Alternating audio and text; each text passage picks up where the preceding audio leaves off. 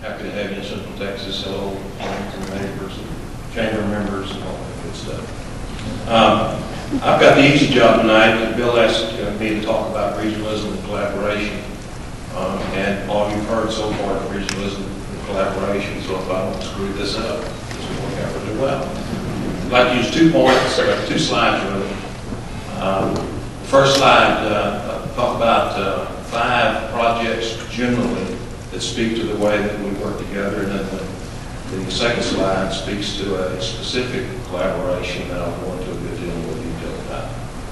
You heard Dr. Muller talk about adopt a school, so I won't go into that. But I would say that if you drive across this 3-county region, virtually every school that you drive by will have a very distinctive sign in front of it that illustrates the partnership that exists between the Fort Hood unit and that school. I think I'd be safe to say that there are no exceptions to that. There may be 1 or 2. That's a 3-county region. Texas State Veteran Cemetery, certainly a good example of how folks here have collaborated to do something very worthwhile. About in the early 2000s, elements of the community and Fort Hood came together to create a fitting final resting place for those who had served their country in military service. Veterans groups, the City of Killeen, Fort Hood, the federal government, and the Texas Veterans Land Board collaborated to build the cemetery on 174 acres of land donated by Fort Hood.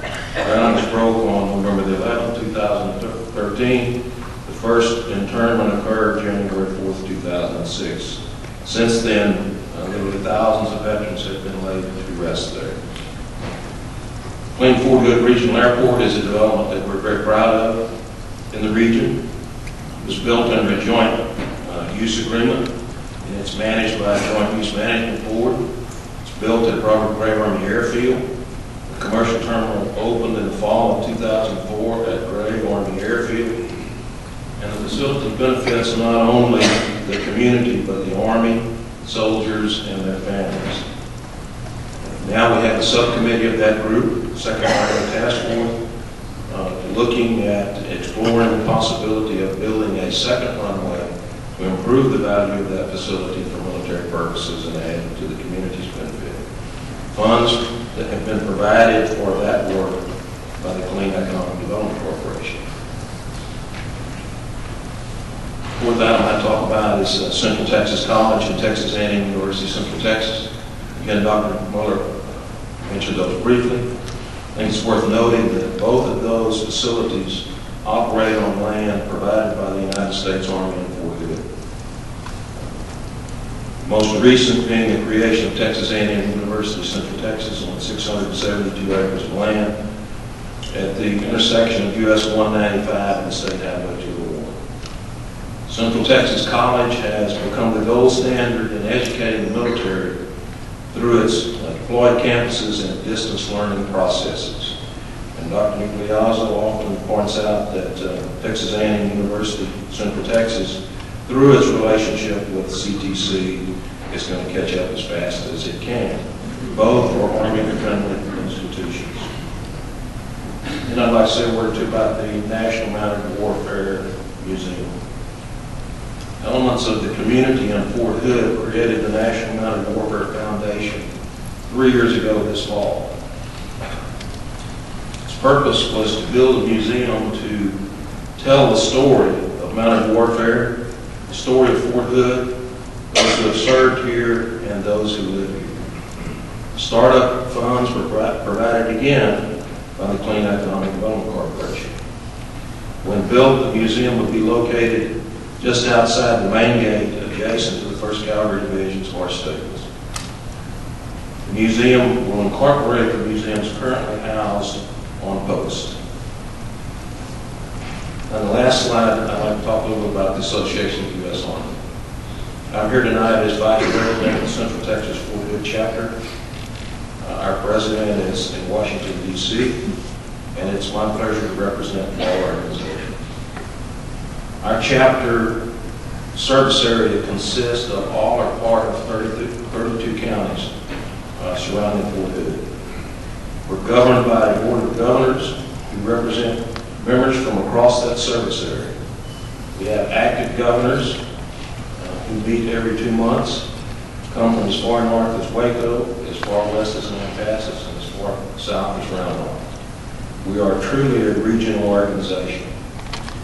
Our mission is to support the USA, the U.S. Army, its soldiers, and their families.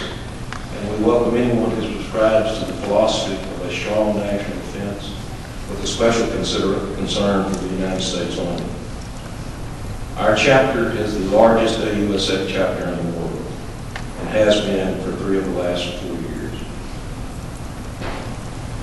Our chapter has raised and distributed over $2.5 million for the benefit of the Army, its soldiers, and their families from fiscal year 2008 through fiscal year 2012. On the slides, you see some examples of how we spend those funds at the local level. Adopt a Unit is a program that was created at Fort Hood, and in it we match units at Fort Hood with communities and businesses. It's a very vigorous, challenging program because of the number of units at Fort Hood, obviously. We operate a very robust scholarship program and have awarded $270,000 over the past 4 years to active duty soldiers and family members. Last year, we awarded 78 $1,000 scholarships. We'll make our awards in June of this year, and I expect that we will award at least that many scholarships again. Our chapters contributed $122,000 to the Wounded Warrior Program. We contributed $132,000 to the establishment of the Resiliency Campus in Folsom. We provided $55,500 in funding to the Gold Star Service Center. We provided $142,000 in support to soldiers and their families during Thanksgiving and Christmas. We provided $46,000 to the family readiness groups.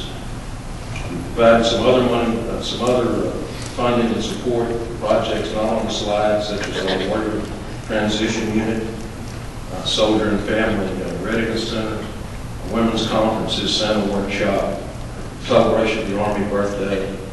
Provided $60,000 in school supplies for that period of time. Let me take a minute to talk about one special activity that certainly was an unfortunate occurrence. Occasionally, some things happen out of our control. We certainly wish they didn't, but they do. And our chapter has made it a point to step up when these things happen to soldiers in Fort Hood and fill the gap. On November the 5th, 2009, a horrific shooting occurred on post, and people felt motivated to provide donations to support the victims impacted that day. Unfortunately, the Army, for a number of reasons, couldn't accept donations. So our chapter, acting under the 501c3 tax status of our parent national organization, became the custodian of these funds. Over time, in excess of $1 million was contributed. Acting through our 11-5 committee, we manage these funds in a multifaceted, collaborative relationship with the donors, with the Army, with AUSA National, and with the victims. As you can imagine, $1 million attracts a great deal of attention. Sometimes not all of it is good. It's taken considerable diligence to ensure that these funds were used in a manner satisfactory to the collaborators. So far, we've used funds to establish PTS and TBI programs off-post to supplement Army programs, to meet individual needs on a case-by-case basis of the many victims of this unfortunate tragedy. And most recently, the balance of the funds have been committed to victim and witness support during the upcoming trial. Certainly wish it were not the case that our chapter is needed in this instance, but it is the case, and we're there doing what has to be done from the community perspective to support the Army, its soldiers, and their families. If I can, let me close with one simple fact that I think makes a tremendous statement about our communities and our region and our relationship with Fort Hood and all who occupy it. Fact of the matter is that our USA chapter does not have one paid employee, full-time, part-time, or contractor. All of the work done by our chapter is done by hundreds of volunteers who come together to do the right thing and do it repeatedly year after year. Thank you for your time.